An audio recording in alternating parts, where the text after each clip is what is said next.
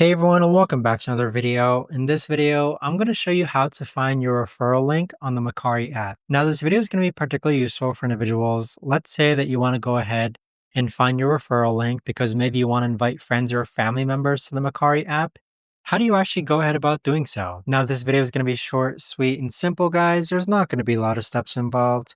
Now, in order to do this, what you're first going to do is log on to the Mercari app.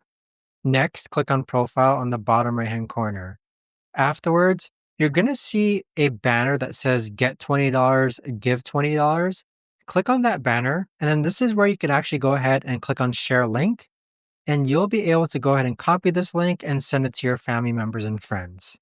But that right there, guys, is the best and easiest way that I know of to actually go ahead and find your referral link on the Mercari app. If you guys know of a better or easier way to actually do this, let me know in the comments down below.